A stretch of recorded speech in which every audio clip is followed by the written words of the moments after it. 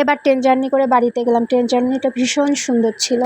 Hello everyone, আসসালামু আলাইকুম। যেখান থেকে আমার ভিডিওটা দেখছেন আশা করি সবাই ভালো আছেন। আলহামদুলিল্লাহ, মহান আল্লাহর অশেষ রহমতে আমরাও ভীষণ ভালো আছি।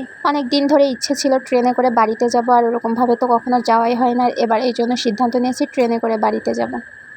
ট্রেন স্টেশনে চলে আসছি অনেকক্ষণ যাবৎ, কিন্তু ট্রেন আসে না। ট্রেন নাকি আজকে লেটে আসবে। আমরা অনেকক্ষণ যাবৎ ধরে বইসা থাইকা বিরক্তিকর হয়ে গেছি সবাই। আমাদের মতো অনেকেই ট্রেনের অপেক্ষায় বসে আছে। আমরাও যেমন বসে আছি তারাও এরকমভাবেই বসে আছে। সবাই এখানে বলতেছিল আজকে ট্রেনটা নাকি অনেক লেটে আসবে।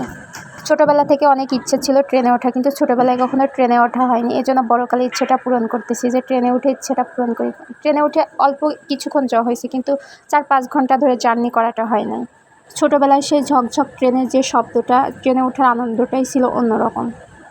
বড় হওয়ার সাথে সাথে সব কিছুই চেঞ্জ হয়ে যায়, পরিবর্তন হতে থাকে। মানুষ মাত্রই পরিবর্তনশীল। আমরা যে ট্রেনটাতে উঠবো সেটা নাকি খুলনা থেকে আসতেছে। ট্রেন জার্নিটার যে আনন্দটা, সেটা অনেক মানুষ একসাথে যদি ট্রেন জার্নি করা যায় সেই আনন্দটা বেশি উপভোগ করা যায়। আর যদি 2-1 জন যাওয়া যায় অতটা উপভোগ হয় না। এই ট্রেন জার্নিটাতে আমি আর আমার হাজব্যান্ড ছিলাম, আমরা দুজন মিলেই এনজয় করেছি, আনন্দ করেছি। যাই হোক, বলতে বলতে ট্রেন চলে আসছে এবং আমরা উঠেও গেছি।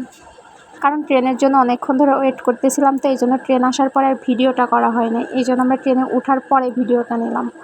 আমাদের মতো অনেকে ট্রেনে উঠে আরামসে বসে আছে।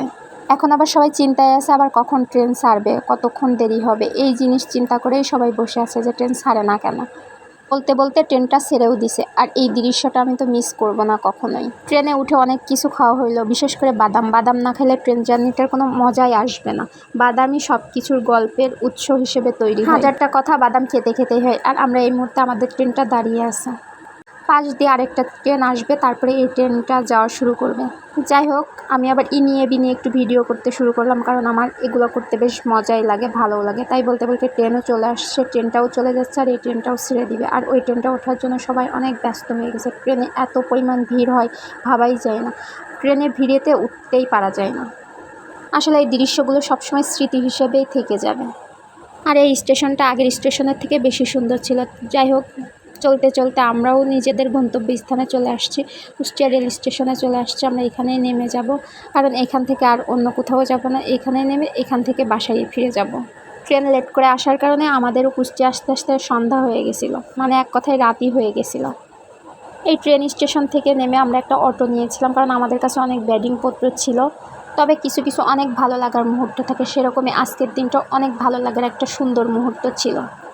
তবে প্রত্যেকেই চাই নিজেদের সুন্দর মুহূর্তগুলো এভাবেই যেন ধরে রাখে।